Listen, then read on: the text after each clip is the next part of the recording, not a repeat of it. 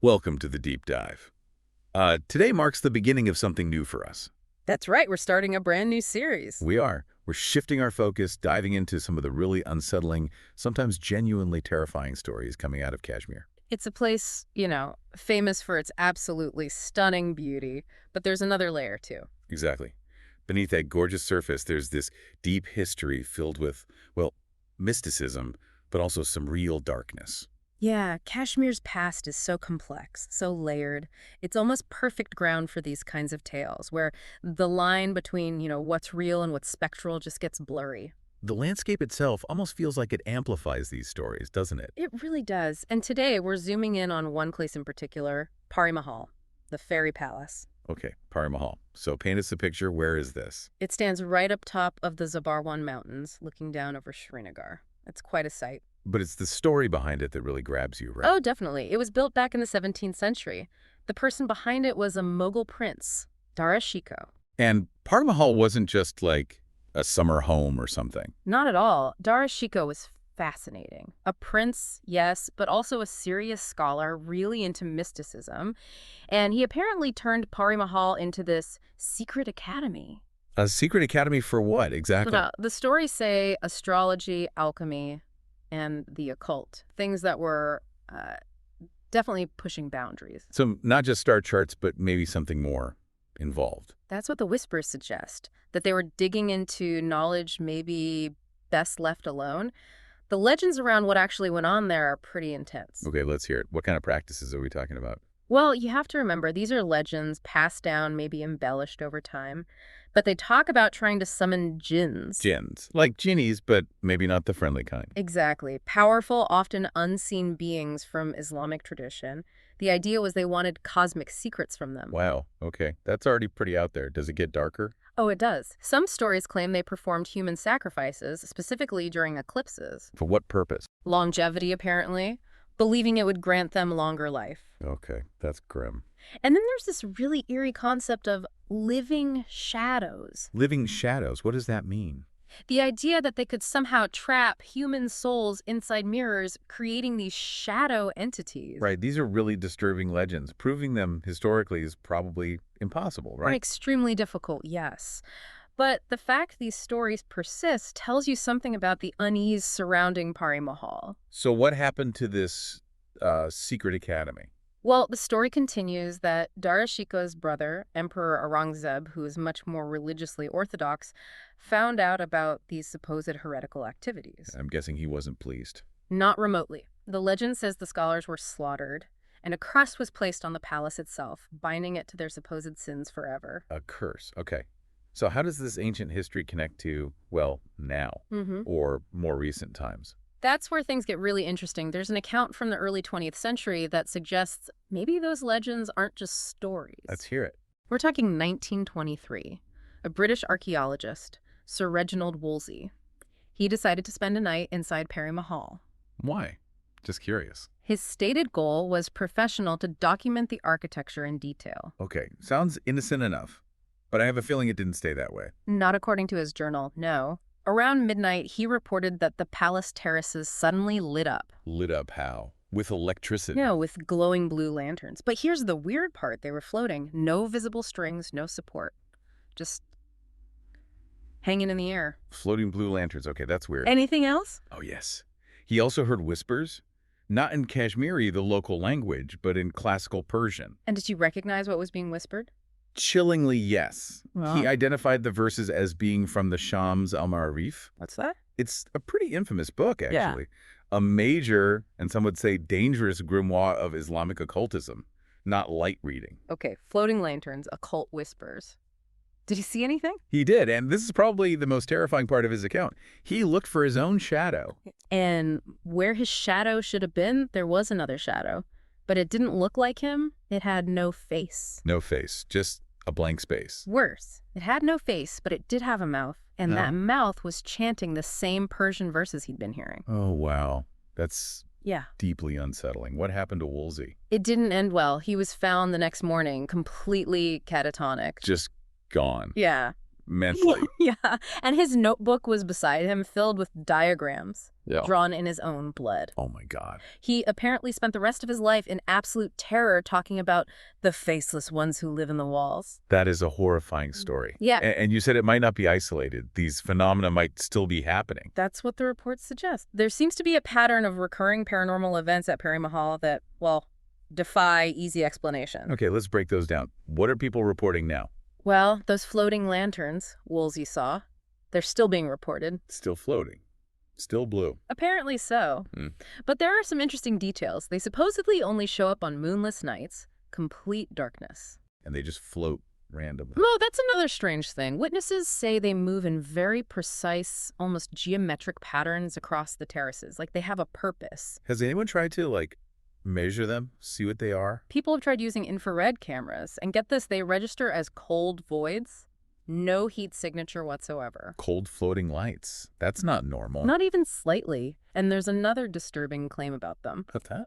People say if you try to follow the lanterns, they sometimes lead you towards a door. A door that wasn't there before and seemingly shouldn't exist. A magic door. An ephemeral door, maybe?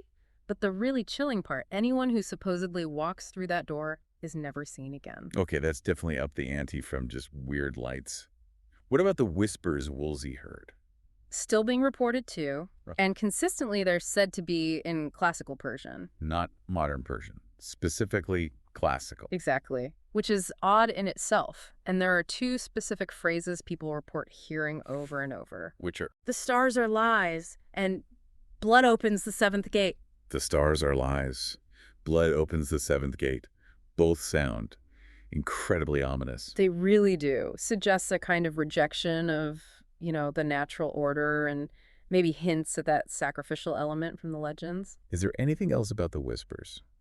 There's one more really unsettling detail. Some people have tried recording the whispers, and when they play the recordings backward, They hear something else. they supposedly hear a second voice, a completely different voice, just screaming. Okay, that's pure nightmare fuel. Yeah. Let's move on to the shadows. Woolsey's faceless shadow. Are those still seen? Yes, the reports of faceless shadows persist. They seem to directly echo what Woolsey described. Do they just stand there? No, they apparently mimic the movements of visitors. But here's the creepy part. There's always a delay. About 3 seconds. So it's like watching yourself on a time lag, but it's your shadow and it doesn't have a face. Precisely. Just imagine how disorienting and terrifying that would be. Yeah, I really don't want to. What happens if sunlight hits them? Do they vanish? Their reported behavior in sunlight is also really strange. They don't just fade, they supposedly fracture Fracture, like glass. into lots of smaller shadows, and then these tiny shadows scatter quickly and disappear. Bizarre. And has anyone ever, touched one? There are accounts, yes. People who claim they've made contact with these shadows report getting burn marks on their skin. Burn marks? Yes, and specifically burns in the shape of Arabic letters. Okay, this is all deeply, deeply strange, but it feels anecdotal. Has there been any sort of documented incident? There is one incident from more recent history that really stands out, mainly because it involved multiple people and left behind some physical evidence, however strange. The disappearance in 1998. Disappearance. Tell me about it. It involved a group of university students from Kashmir. They decided to go up to Pari Mahal for an overnight ghost hunt. Oh, boy. That rarely ends well in these stories, does it? It certainly didn't here. They went up there with cameras, a tape recorder, the usual ghost hunting gear. They weren't found the next morning. Vanished completely. The students, yes, but their equipment was found. And what did it show? Their cameras were the first disturbing clue.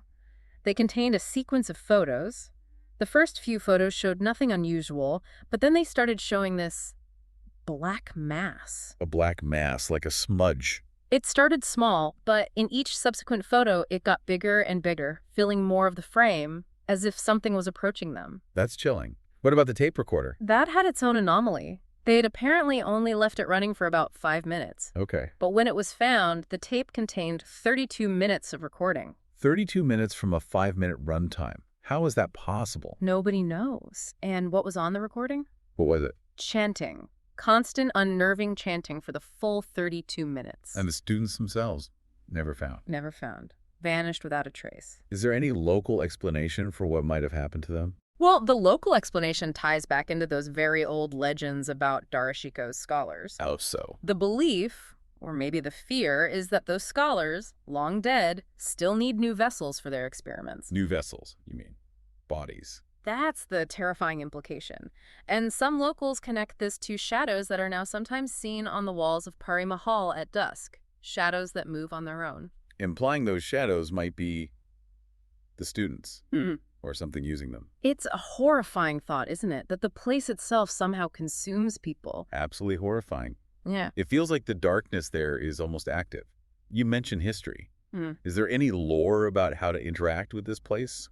Or maybe how not to? Interestingly, yes. An old caretaker's diary supposedly surfaced some years ago, and it apparently contained instructions for a ritual. A ritual to do what? To see the truth of Pari Mahal, whatever that means. Okay, I'm intrigued, but also nervous. What does the ritual involve? It sounds specific and frankly pretty risky. Step 1. Hmm. You have to be on the central terrace at exactly 3 a.m. Witching hour, basically. Pretty much. Step 2. Extinguish every single source of light. Total darkness. Pitch black. Got it. Then what? Then you have to speak a specific phrase out loud into the darkness. What phrase? Darashiko, I seek the mirror of souls. Darashiko, I seek the mirror of souls. Okay, and what's supposed to happen? Does Darashiko show up? Here's where the warning comes in. The diary apparently claims that something will answer, and it will have the face of Prince Darashiko. But there's always a but, isn't there? There is.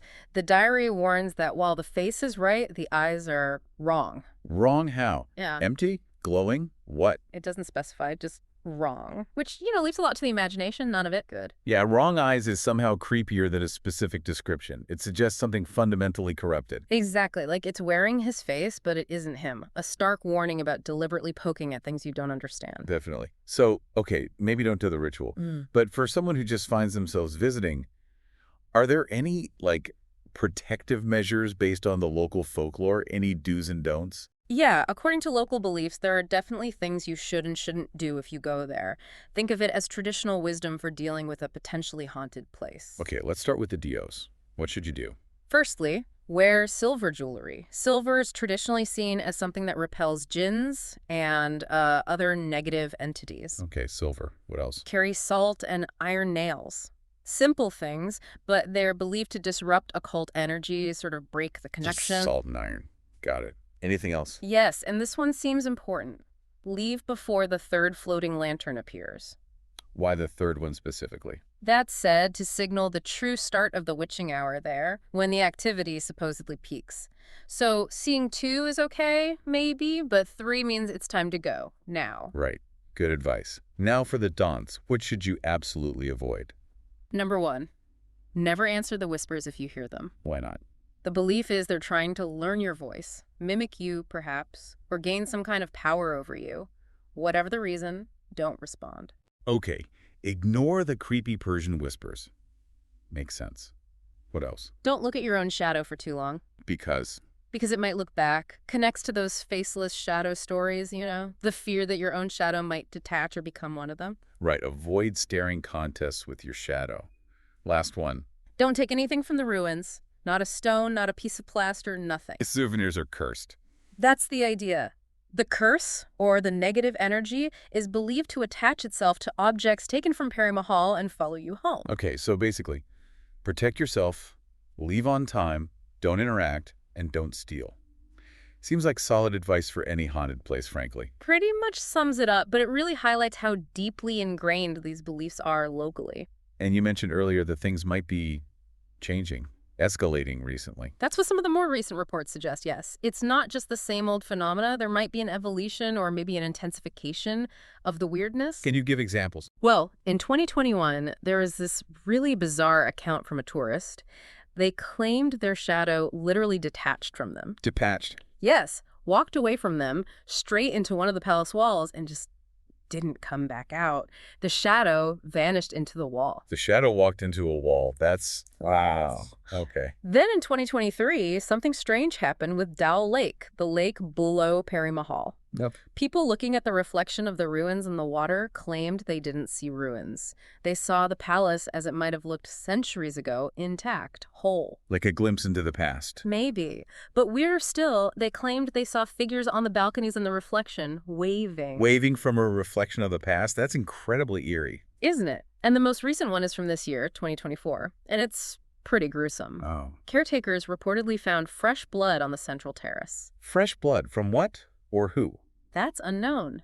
But the blood wasn't just pooled there, it was arranged deliberately in the shape of alchemical symbols. Alchemical symbols. Directly referencing the legends about Darashiko's scholars. Exactly. It feels like a direct, almost intentional callback to the palace's dark origins. Like something is actively reminding people of the old practices. These recent events definitely suggest that whatever's at Pari Mahal, it's not dormant. It feels like the boundary between our world and something else is getting thinner there.